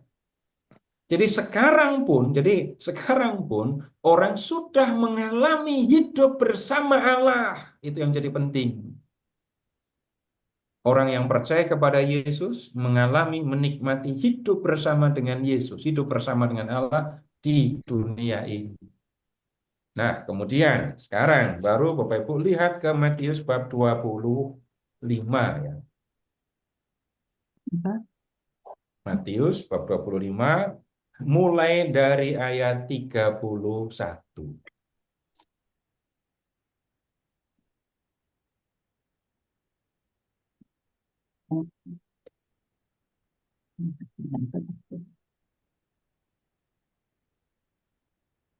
Sudah ketemu? Saya akan melihatnya, mengajak Bapak Ibu untuk melihatnya dengan agak detail ini ya, teks ini. Ayat 31. Apabila anak manusia datang dalam kemuliaannya dan semua malaikat bersama-sama dengan dia, maka ia akan bersemayam di atas tahta kemuliaannya. Bapak Ibu lihat, ini anak manusia. Anak manusia itu siapa? Yesus. Yesus itu adalah yang dari tadi kita obrolkan tadi dulu. Lahir sebagai manusia, memperkenalkan siapa Bapa, mengajarkan tentang bagaimana orang harus mengasihi dan bertobat, dan kemudian mati di kayu salib untuk menyelamatkan saya. Gitu. Nah, anak manusia yaitu Yesus ini akan datang. Dan kalau dia datang nanti, kan sudah naik ke surga, kita sudah lihat ya. Dan kalau Yesus anak manusia itu datang, lihat, ia akan datang dalam kemuliaan dan diiringi disertai oleh para malaikat. Kalau selama hidup saya ikut Tuhan Yesus, ya, lalu lihat Yesus datang dengan segala kemuliaan. Ini kegembiraan atau ketakutan? Kegembiraan. Harusnya gembira. Kalau takut, tanda-tanda itu. Nah, kemudian lihat. Lalu semua bangsa akan dikumpulkan di hadapannya, dan ia, Bapak Ibu lihat ya, akan memisahkan mereka seorang daripada seorang, sama seperti gembala memisahkan domba dari kambing, dan ia akan menempatkan domba-domba di sebelah kanannya dan kambing-kambing di sebelah kirinya. Bapak Ibu, lihat ya, tidak ada antrian. Satu orang maju, dihakimi. Nomor urut 2 maju, dihakimi. Nomor urut 3 dihakimi. Gitu. Enggak begitu kan? Yang kita langsung lihat apa? Yang kita lihat apa? Lihat, semua bangsa dikumpulkan di hadapannya, dan ia akan memisahkan mereka seorang daripada seorang. Sudah langsung ada pemisahan. Dan pemisahannya itu seperti gembala memisahkan domba dari kambing.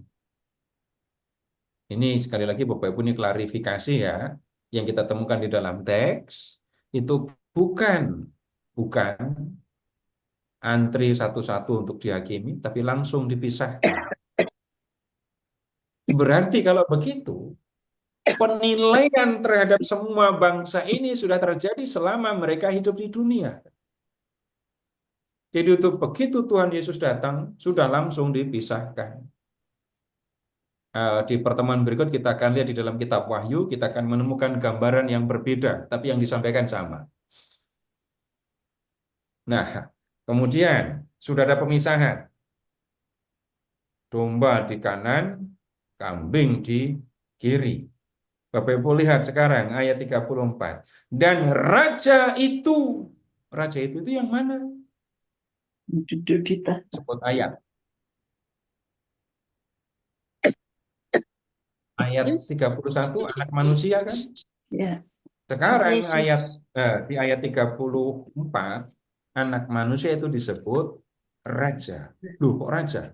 Bapak Ibu mengingatnya begini saja. Kalau Bapak Ibu mendengar kata raja Mesias, Bapak Ibu mengingatnya itu raja penyelamat yang mati di kayu salib tadi. Itu Mesias, raja penyelamat. Ingat tulisan di atas kepala Yesus waktu disalib itu? Indri. Yesus Nazarenus Rex Judeorum kan, Rex, raja. Tapi kalau mendengar kata anak manusia, Bapak Ibu ingatnya begini, raja surga. Anak manusia itu, mengingatnya begitu saja, raja surga. Ingat yang di Daniel bab 7 ayat 13-14. Dan raja itu akan berkata kepada mereka yang di sebelah kanannya, mari, hai kamu yang diberkati oleh Bapa-Ku, terimalah kerajaan yang telah disediakan bagimu sejak dunia dijadikan. Sebab ketika aku lapar, kamu memberi aku makan. Ketika aku haus, kamu memberi aku minum. Ketika aku orang asing, kamu memberi aku tumpangan. Ketika aku telanjang, kamu memberi aku pakaian. Ketika aku sakit, kamu melawat aku. Ketika aku dalam penjara, kamu mengunjungi aku. Perhatikan ayat 35. Aku itu siapa? Yesus. Kalau lihat teksnya, Allah, dari ayat 31. Allah, Tuhan. Lihat teks. Raja. Manusia. Kalau Sesama di ayat manusia. 31 anak manusia, kalau di ayat 34 raja. Gitu ya. Raja. Dan ingat, raja ini, anak manusia itu datang dalam kemuliaan diiringi oleh para malaikat ya. Dan raja itu mengatakan, waktu aku lapar, kamu ngasih aku makan. Waktu aku haus, kamu ngasih aku minum. Waktu aku jadi orang asing, kamu ngasih aku tumpangan. Waktu aku di penjara, waktu aku sakit, kamu kunjungi aku. Nah, lihat ya ayat 37. Maka orang-orang benar itu akan menjawab dia, katanya, Tuhan, bila manakah kami melihat engkau lapar dan kami memberi engkau makan, kami memberi engkau minum, bila manakah kami melihat engkau sebagai orang asing dan memberi engkau tumpangan, atau telanjang dan kami memberi engkau pakaian, bila manakah kami melihat engkau sakit atau dalam penjara dan kami mengunjungi engkau. Orang-orang benar ini nanya, perasaan selama di dunia saya nggak pernah ketemu raja itu. Waktu saya ada di dunia, saya belum pernah ketemu raja yang mulia diiringi para malaikat ini. Belum pernah. Kamu apalagi ngeliat dia lapar, haus, nggak pakai baju, nggak punya tempat untuk tinggal. Belum pernah saya lakukan itu. Nah, kemudian lihat yang disampaikan oleh anak manusia, oleh raja itu, ayat 40. Raja itu akan menjawab mereka, aku berkata kepadamu, sesungguhnya segala sesuatu yang kamu lakukan untuk salah seorang dari saudaraku yang paling hina ini, kamu telah melakukannya untuk aku. Lalu mereka semua berkata, oh gitu ya. Yang mereka lakukan selama di dunia apa? Melihat orang nggak punya makan, lapar, mereka kasih makan. Melihat orang kehausan, orang-orang benar itu memberi mereka minum. Melihat orang-orang sakit, orang-orang ini mengunjungi. Dan ternyata anak manusia, raja kerajaan surga itu adalah saudara dari orang yang kelaparan, kehausan, nggak punya pakaian, kedinginan, sakit dalam penjara. Dan dia mengatakan, segala yang kamu lakukan untuk saudaraku yang paling hina ini, kamu lakukan untuk aku. Jadi, kamu melakukan ini semua untuk aku. Aku merasakan kamu menolong aku merasakan kamu mengasihi aku. Karena kamu menolong saudara-saudaraku. Nah, sekarang yang sebaliknya, 41. Dan ia akan berkata kepada mereka yang di sebelah kirinya, enyahlah dari hadapanku, hai orang-orang terkutuk, enyahlah ke dalam api yang kekal yang telah sedia untuk iblis dan malaikat-malaikatnya. Tolong bandingkan dulu Bapak Ibu, ayat 34 ya. Mari hai kamu yang diberkati oleh Bapakku, terimalah kerajaan yang telah disediakan bagimu. Sedangkan di ayat 41, api yang kekal itu sebenarnya disediakan untuk iblis dan malaikat-malaikatnya, bukan untuk kamu. Kenapa? Ketika aku lapar, kamu tidak memberi aku makan. Ketika aku haus, kamu tidak memberi aku minum. Ketika aku seorang asing, kamu tidak memberi aku tumpangan. Ketika aku telanjang, kamu tidak memberi aku pakaian. Ketika aku sakit dan dalam penjara, kamu tidak melawat aku. Sama, tapi ini negatif ya, kontrasnya.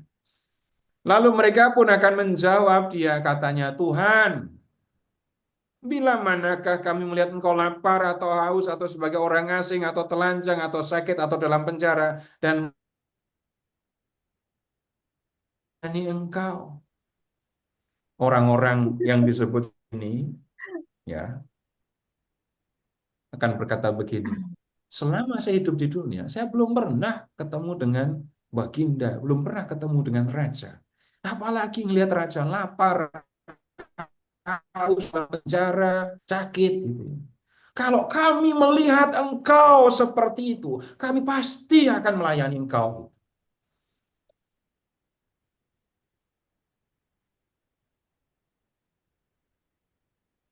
Dan kemudian, ya, raja itu akan menjawab mereka.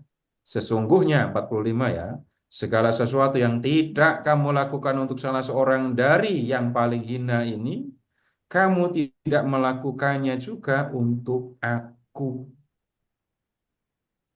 Nah, sekarang begini, Bapak Ibu, kalau kita membaca perumpamaan ini, kita mendapatkan gambaran tentang penghakiman itu kan ya.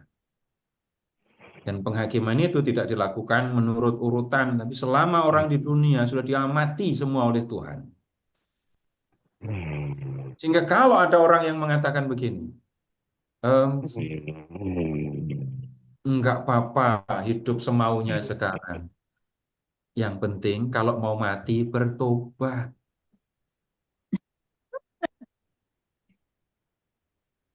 Tapi tunggu dulu. Terlambat. Kalimat itu aneh. Mau mati bertobat. Tunggu dulu. Kalau orang sudah berbaring di tempat tidur dan nggak bisa ngapa-ngapain itu kan. Jangankan mau berbuat baik kan ya. Mau berdosa aja sudah nggak bisa kan. Tobatnya bagaimana? Itu tobat atau memang nggak bisa lagi melakukan? Orang yang mengatakan aku tobat itu ya. Aku tobat nggak mau selingkuh lagi gitu. Tapi yang ngomong umurnya udah 85 tahun.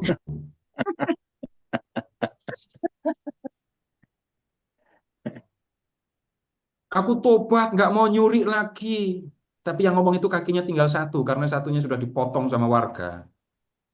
Itu bukan tobat, tapi nggak bisa lagi melakukan. Itu jangankan mau melakukan yang baik, mau berdosa aja sudah susah. Nah, kemudian balik lagi, Tuhan melihat semua yang dilakukan manusia selama di dunia. Dan kemudian lihat Bapak Ibu, orang yang selama hidup di dunia mengasihi Tuhan, dia nggak perlu khawatir menghadapi pengadilan ini. Dan kemudian dari yang berikutnya ya, dari perumpamaan ini kita belajar apa yang dikehendaki Tuhan untuk dilakukan sekarang. Ya. Tuhan sudah mengasihi aku. Ya. Kalau aku mengasihi Tuhan, maka ini yang harus aku perhatikan. Tuhan tidak memerlukan harta bendaku. Tapi saudara-saudaranya memerlukan harta bendaku. Kalau mau mengasihi Tuhan, Raja Kerajaan Surga ini tadi ya, mau perlu apa Tuhan dari kita? Nggak ada. Tapi saudara-saudaranya memerlukan kasih, memerlukan pertolongan kita. Dan ini yang perlu dilakukan sekarang. Jadi mengasihi Tuhan itu konkret, jelas. Dan kemudian berikutnya, sekarang Bapak Ibu lihat lebih lanjut ya. Ketika aku lapar, kamu memberi aku makanan. Tujuannya apa? Orang yang lapar itu keadaannya bagaimana? Bapak Ibu pernah lapar sampai gemetar apa enggak? Kelaparan sampai gemetar? Belum. Belum pernah. Belum pernah lapar Belum sampai pernah. gemetar. Ya. Atau Belum. berikutnya lagi. Bapak Ibu paling lama nggak makan itu berapa minggu waktu itu?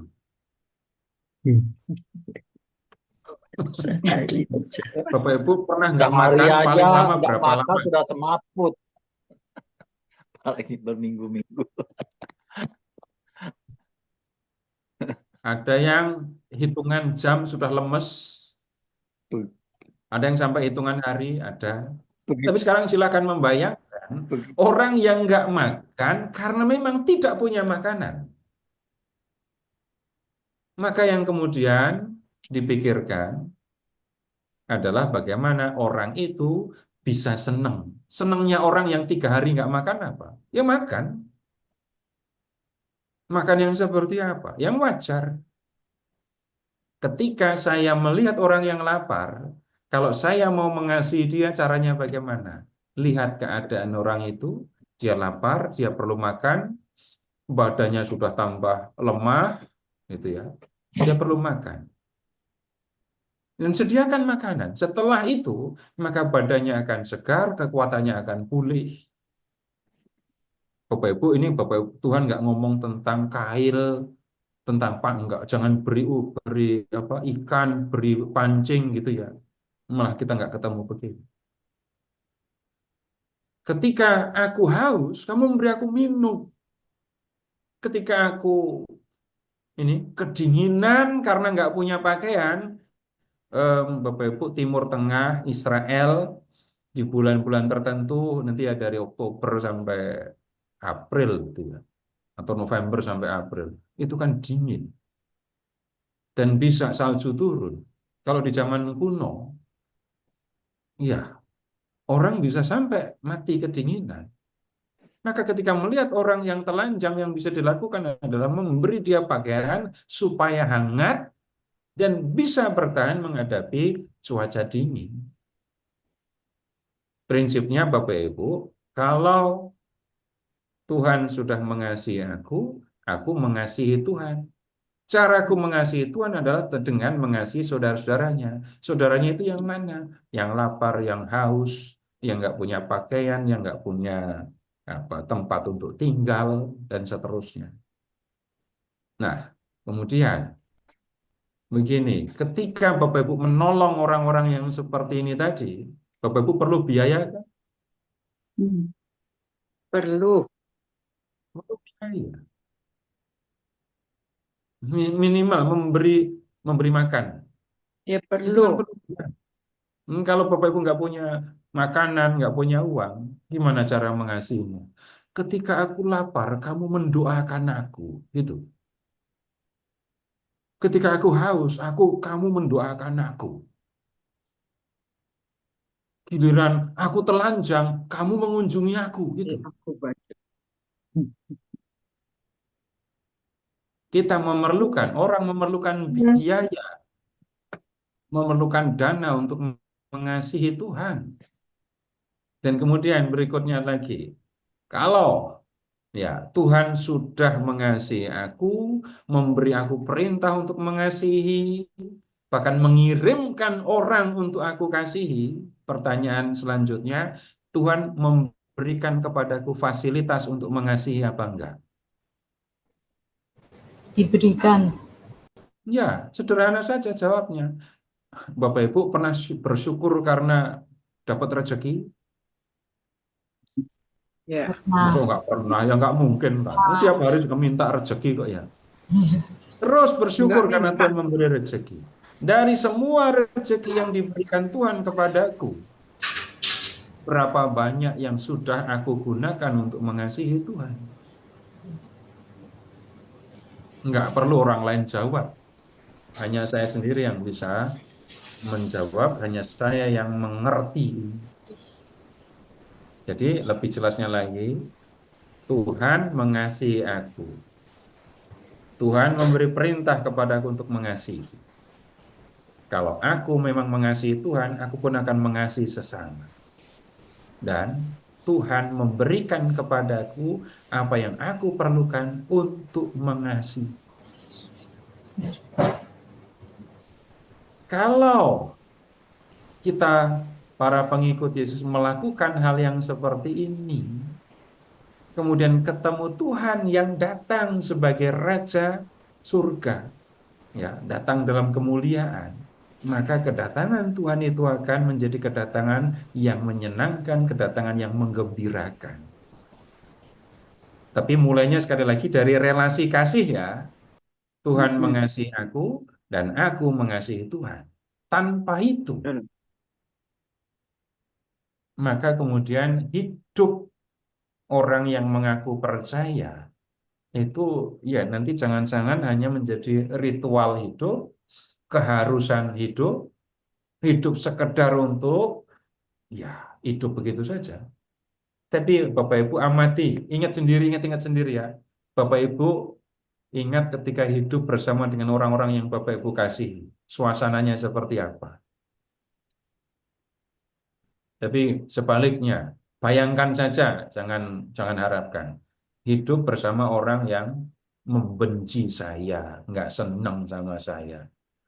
Suasananya akan seperti apa. Tolong Bapak Ibu ingat juga ketika Bapak Ibu adalah pribadi yang dikasihi. Entah oleh orang tua, entah oleh anak-anak, entah oleh pasangan, tapi pribadi yang dikasihi. Cara saya menjalani hidup akan seperti apa. Nah, balik lagi, kalau saya merasakan bahwa diri saya adalah pribadi yang dikasihi oleh Tuhan, kemudian saya menjalani hidup sebagai orang yang dikasihi Tuhan, maka ketika ketemu dengan Tuhan yang mengasihi saya, Tuhan akan melihat kasih yang sudah saya lakukan. Kasih yang sudah saya wujudkan kepada Tuhan lewat sesama saya. Dan itu akan menjadi perjumpaan dengan Tuhan yang menggembirakan. Kalau sebaliknya hidupnya katanya ikut Yesus, katanya ikut Yesus, tapi kelakuannya ikut siapa? Setan. Setan. Ketika harus ketemu dengan Tuhan Yesus, ya pasti akan menjadi perjumpaan yang menakutkan. Jadi kambing. Ngapain ada anak setan di sini gitu ya. Hmm.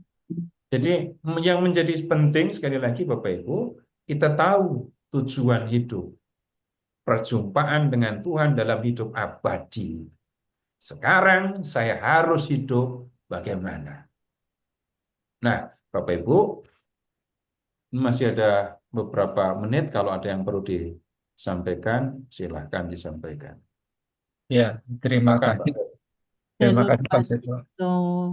Bapak Ibu silakan jika ada pertanyaan atau ada yang ingin Ya, diperjelas lagi. Saya Pak Ferry. saya. Oh, Ibu Valena dulu ya Pak. Oke, Sebentar. Silakan Ibu Valena. sekiranya orang asing pendatang, sebab di Sabah banyak orang Filipin, so bagaimana kita melayani dia sebab kelakuan itu tidak baik? Iya, sayangnya, Akhirnya, Bapak. Udah? ya, Oh iya, ini pertanyaan yang sulit karena Tuhan Yesus juga nggak buka konsultasi. Kemudian juga kita akan menemu apa adanya saya bicara ya. Kalau ibu harus mengasihi semua orang asing yang datang ke Sabah, ibu yang harus pergi dari Sabah, jangan-jangan. Karena banyak yang datang kan. Itu biarpun rumah, semua properti dijual untuk mengasihi mereka nggak akan memadai.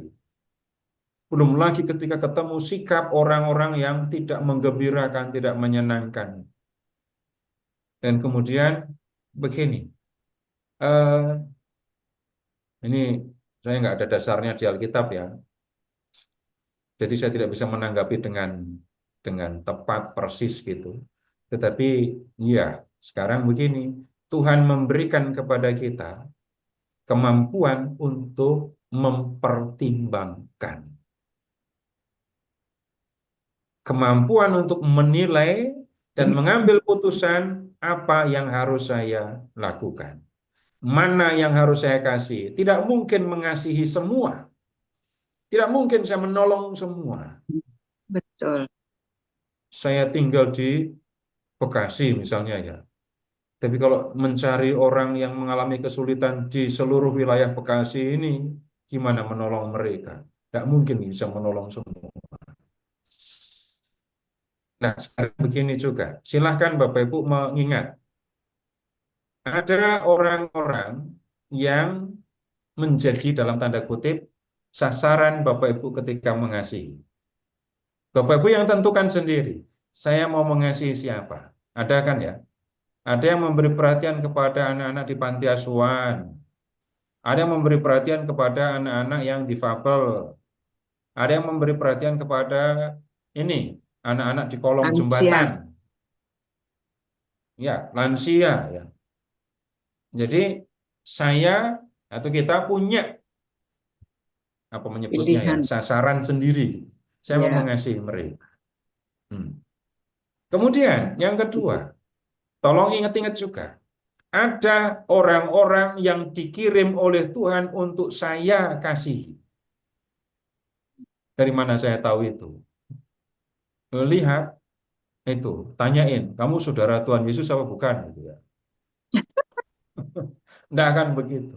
Bapak Ibu yang kita sendiri yang akan tahu. Karena relasi pribadi saya dengan Tuhan, maka saya akan tahu. Orang ini dikirim Tuhan kepada saya untuk saya kasih. Kemudian yang berikutnya, kita diberi Tuhan macam-macam kemampuan. Mau soal finansial dan sebagainya. Tapi kemudian kita yang mengambil kebijaksanaan, ambil keputusan mana yang akan saya kasih dan bagaimana mengasihi. Apakah mengasihi itu ada risikonya atau akan selalu menyenangkan? Kalau mengasihi itu modelnya seperti Sinterklas, itu menyenangkan. Maksudnya kedatangannya ditunggu, datang cuma bawa hadiah, yang terima hadiah senang, yang memberi hadiah pasti senang. Ini yang paling gampang. Saya tidak mengatakan itu salah, bukan. Itu bisa dilakukan. Saya memberi, yang menerima senang, yang memberi pun senang. Tapi Bapak Ibu, ada yang lebih sulit daripada itu. Bahkan Bapak Ibu amati ya, saya tidak mengatakan Ibu harus buat begini-begini, enggak. Tapi saya justru mengatakan begini, Bapak Ibu pernah nggak mengasihi dengan menolak permintaan? Terserah siapa saja, menolak siapa saja. Bapak Ibu mengasihi, tapi dilakukan dengan menolak. Bisa terjadi itu? Bisa. Ini tadi yang saya sebut Bapak Ibu, kemungkinan-kemungkinan. Orang yang dibantu, apakah selalu bisa berterima kasih? Tidak selalu. Kemudian apakah ada risiko kerugian, sakit hati ketika membantu? Iya. Tapi ketika orang takut dengan semua risiko itu, maka orang tidak bisa berbuat apa. Nah, jadi saya tidak bicara tentang harus begini, harus begitu. Saya justru mengajak Bapak Ibu menggunakan kemampuan yang diberikan oleh Tuhan untuk mengambil pertimbangan. Ya. Jadi bisa jadi saya memilih, bisa jadi juga ada orang-orang yang dikirim oleh Tuhan. Begitu, Bu. Ya, Ibu Kalena semoga bisa menjawab ya, Bu. Baik, selanjutnya tadi ada yang ingin bertanya lagi. Iya, Tadi, saya Pak Ferry. oke, silakan Pak Sugi. Baik, Pak Seto, selamat malam. Pada saat aklamasi Ya. itu, Pak Seto, kan kita mengucapkan, ya Tuhan, saya tidak pantas Tuhan datang pada saya kan. Jadi ini kedatangan Tuhan di sini pengertiannya berbeda dengan yang sedang kita bahas ya Pak Seto. Bapak tahu itu kutipan dari mana? Siapa yang mengucapkan itu? Dari Injil Lukas ya Pak Seto ya. Ya, tolong diperiksa dulu, Pak. Injil Lukas, bab berapa? Lukas 7 ya. Lukas 7. Tentara Roma 7. yang Lihat di ayat 6. Lukas 7 ayat 6. Tuhan, janganlah Tuhan bersusah-susah, sebab aku tidak layak menerima Tuhan dalam rumahku. si Ini yang kemudian Oh. digunakan dalam bentar. Ekaristi. Dalam hal ini kan Yesus mau datang ke rumah perwira itu untuk menyembuhkan hambanya yang sakit. perwira ya, Tapi hamba itu, perwira itu mengatakan, nggak usah, Tuhan nggak usah datang ke rumah saya, nggak pantas. Aku nggak pantas terima Tuhan di rumahku. Udah ngomong saja. Ucapkan sepatah kata, hambaku akan sembuh. Jadi kalau ketika itu diterapkan, kita gunakan di dalam perayaan Ekaristi, maka itu diucapkannya kapan? Sebelum komuni kan? Sebelum kemudian. Jadi kedatangan Tuhan yang dimaksudkan, ya Tuhan saya tidak pantas Tuhan datang pada saya, itu urusannya apa? Ya dalam Ekaristi, dalam komuni itu. Yang bicara tentang kedatangan Tuhan di akhir zaman, wafat Kristus kita maklumkan, kedatangannya kita muliakan, kebangkitannya kita muliakan, kedatangannya kita rindukan. Setiap kali makan roti ini dan seterusnya, kita mewartakan kematian Tuhan sehingga datang baru bicara akhir kedatangan dari 1 Korintus kalau yang itu. Begitu, Pak. Oh iya. Ya, Iya Pak, terima kasih. itu dulu. Begitu dulu Bapak Ibu ya. Kita nanti di pertemuan berikut kita akan lihat ini tentang kedatangan Tuhan di kitab Wahyu ya. Jadi kalau orang berbicara tentang kedatangan Tuhan seringkali yang dipikirkan hanya Wahyu, padahal Injil Tuhan Yesus sendiri bicara tentang kedatangannya itu. Begitu dulu Bapak Ibu, terima kasih. Selamat malam. Silakan.